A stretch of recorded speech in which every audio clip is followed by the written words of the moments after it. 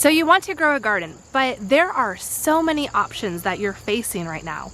Do I plant in ground, in a raised bed, in a container? I'm sure if you're a new gardener, you will feel overwhelmed with all the different styles of gardening there is out there. And today I want to show you how in my very own home garden, I utilize 10 different growing methods. I don't pick just one. There's really not one right way. I like to try a mixture of ways to grow food in my backyard. I have different use cases for each of those applications. So whether you're a new gardener or a seasoned gardener, join me in this video as we walk through 10 different ways to grow food in your backyard gardens. I hope this is inspirational and gives you some ideas on what you can do in your own backyard. So first we're going to look at the in-ground garden space.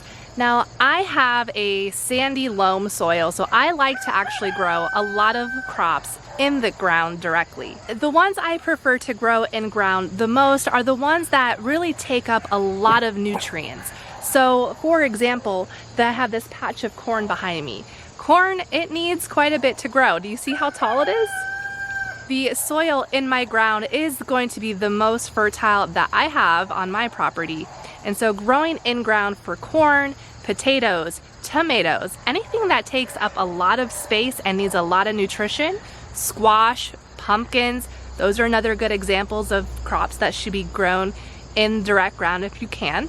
But even flowers and greens can all be grown in ground. You can use materials like logs or bricks to create borders for your in-ground garden, or have no borders at all.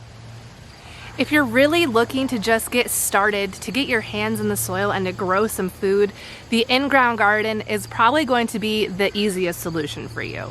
Now, if growing directly in the ground isn't your thing, you might like to try a raised bed solution.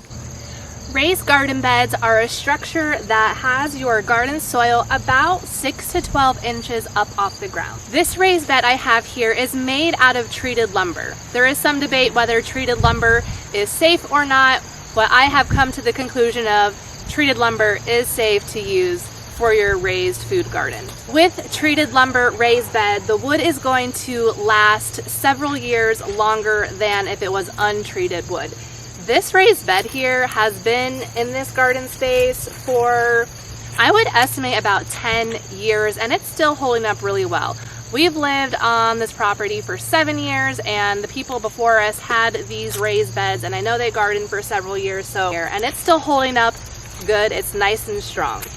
I like to use my raised beds for vegetables like beets, or carrots or onions. I've just noticed that those types of plants seem to do a little bit better when they're up off the ground, and they have a really long root system. I also like to use the raised beds for greens like lettuces, because when I grow those sort of crops in the ground, the slugs and different bugs kind of crawl all over them. Having those up off the ground really helps keep them clean and a little bit less maintenance to clean up. Now, if you don't like the idea of using lumber for your raised beds, I have a couple other options for you.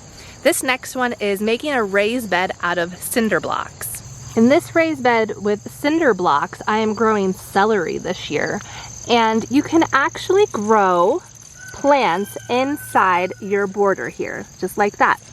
And then on the inside, I have the soil filled up. So this overall is a big square, all made from cinder blocks. And here is another example of a cinder block raised bed that I have. Cinder blocks are fairly inexpensive, maybe around $1.50 to $2 per block, depending on where your location is. So you could build a pretty inexpensive raised bed out of cinder blocks. Another option is to build a raised bed using bricks. In this bed, I am growing peppers and some marigolds, and I have the bricks stacked just 2 bricks high, so this is about 6 to 8 inches tall, and I have this rectangular bed that I've built, and it goes all the way around here. Plants do like to be raised up or mounded some. So I do like to even create very short raised beds just to keep those plants a little bit higher up from the actual just flatness of the soil. Even bricks are pretty inexpensive to purchase, but you can also find these materials on places like Facebook Marketplace and be able to get them for either very cheap or free. You're just probably gonna have to do some work to go and haul them, pick them up from a pile or someone's backyard or garage and haul them out yourself. But if you're willing to do a little bit of sweat equity, you can get a lot of free resources that way to build your raised beds for very little. This is an example of a circular raised bed made out of bricks, and this is what I use as my herb garden. Another raised bed area that has been mounded and bordered with large stone and bricks. Now let's talk about manufactured raised beds made from metal. So I have 2 metal raised beds here, and I purchased both of these off Amazon. They came as a kit, so they were not assembled when I received it in the mail. They came in a fairly small box actually, and I had to assemble these raised beds at my home. The instructions were really easy to follow. We haven't had any issue doing it. So far, they are holding up well. This is the first season that I've had these, and they were very inexpensive as well. I think they were maybe in the $50 to $70 range. They vary in prices based on the size, but even my kids who are school age, they were able to help me put these together. I do have a video talking all about the metal raised beds and putting one together and my review on that. I'll be sure to link it if you want to check that out.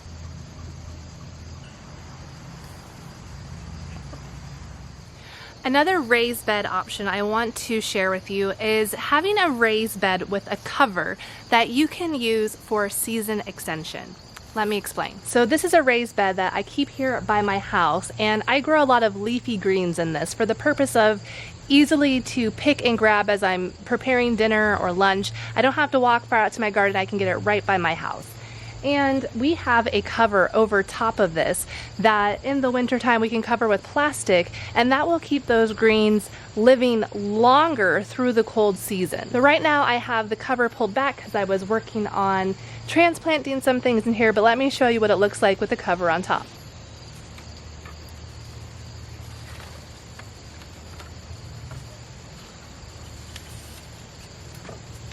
So right now, since it's still pretty warm out, we don't have plastic over top, but once those temperatures start to dive down, I will put a clear plastic over the top and around the outside, and that's gonna keep all those plants in there protected longer and give our family more fresh food through the winter.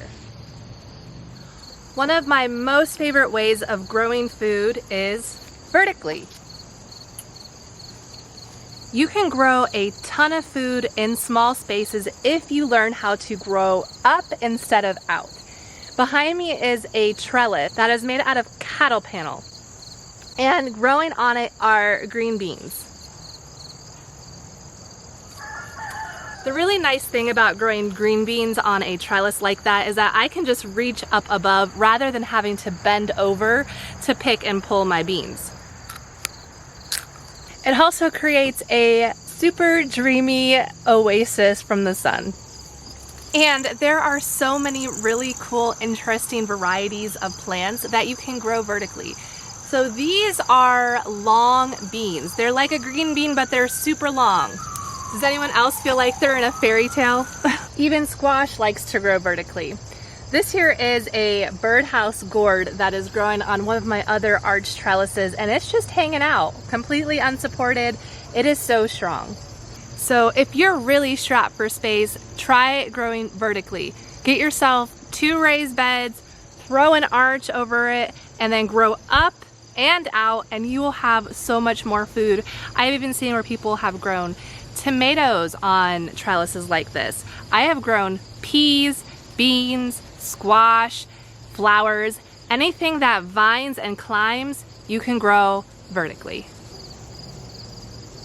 Now I know that not everyone has a backyard, and you may be in a situation where all you can grow is something in a container. And container gardening is still a very valuable and worthwhile investment in growing your own food. So let's look at a couple examples of different containers that you can use for your container garden, for your back patio, balcony, porch, or even indoors. Large plastic containers. You can find these at your home goods stores generally, and you just want to make sure that there is holes in the bottom of the container so there's good drainage from the water. And I can see the roots on this one went right through into the ground, so that's exciting. And you can grow all kinds of things in containers. In this one I have sage and these petunias. But then over in this container, I'm growing basil and I have a tomato plant. Even 5-gallon buckets or kiddie pools can be used as plastic container gardening. If you don't like using plastic, you can also invest in cloth containers purposely meant for growing plants. These are typically called grow bags. Here are some of the grow bags that I have. These are a 10-gallon grow bag, so it's fairly large, and I just refresh the soil each year. I don't dump it out. I just kind of add new compost or soil on top and mix it in and go ahead and plant in these. And you can plant flowers or vegetables in these grow bags, and they're made out of cloth. They drain well and can be used for several years. Now, if you really want to grow a lot of food in a very small space, I would recommend looking into vertical container gardening. These two planters behind me come from a company called Greenstock. I'm not sponsored by them, but I really like their product. These are vertical container gardens. You could plant 30 different plants in this 5-tier planter and 30 different plants in this 5-tier planter. The reason they're different sizes is because this one is meant for more leafy greens, anything with a shallow root system. And as you can see here, these have a deeper pocket, a deeper bowl, if you will. So this one here can accommodate plants that have a larger root system, like tomatoes. I'm actually growing a tomato plant in the top tier of this Greenstock. Now this is called a spoon tomato, and it makes really tiny fruit. But it's been perfect to have this close to the house to easily snack on these little mini tomatoes. The other nice thing about these is there is a watering reservoir here on the top, so you fill this with water and then that water will trickle down to each of the compartments. And you can also purchase a wheel caster system so you can roll these around. So if you're in a space where you can only have one container, I would recommend a vertical container garden like these Greenstock garden containers, because you can grow so much food in a very small space. And then finally, the last type of gardening planting method I want to talk about today is planting in a greenhouse or greenhouse-like structure.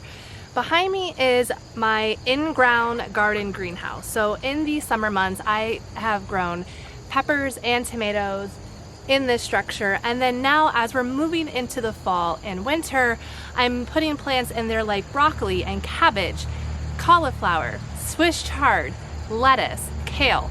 And all of those kind of plants are going to keep growing even through November, December, maybe part of January. If I'm lucky, maybe part of February. Even where I live in Northeast Ohio, we get cold winters. And a structure like a greenhouse, even one that's not heated like this, you can still grow a lot of food even in the cold months. So this greenhouse, my husband and I actually custom built, and we have a video on the building process that I will link below if you want to check that out.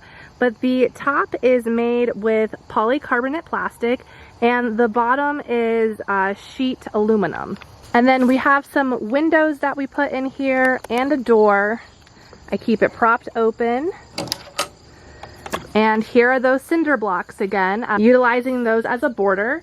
But on this side of the greenhouse are peppers from the summer that I haven't taken those out yet. And on this side are seedlings for my fall and winter garden. And the temperature right now is just above 70 degrees Fahrenheit. I do also plan to put soil in these cinder blocks so I can grow some more plants in those. So now that you've seen all of these different methods of how you can plant food in a garden, which one do you like the best? Is it the in-ground, the raised bed, the metal raised bed, the vertical garden? Which one do you like the best and will try it in your own homes? Please let me know in a comment below. And some of the items I share today will make great gifts for the gardener in your life. So wherever you're at in your gardening journey, I hope that you will put into practice one of these gardening methods or use all of them like I do and grow some food in your own backyards. My name is Alexa. I'm a home gardener in Northeast Ohio, Zone 6A. I've been growing food in my backyard gardens for 8 years, and I love to share my experience with you all to encourage more people to grow their own food locally. If you enjoyed this video, please consider subscribing to my channel and clicking the bell for notifications when new videos are uploaded. I'm a mom, a wife, and have a full-time career outside of the home, so I want you to know that gardening is possible even when you feel like you have way too much going on and you are so busy. If you want to grow your own food, you can do it, and I can help teach you how. Please make sure to follow along, and we'll catch you on the next video. Bye!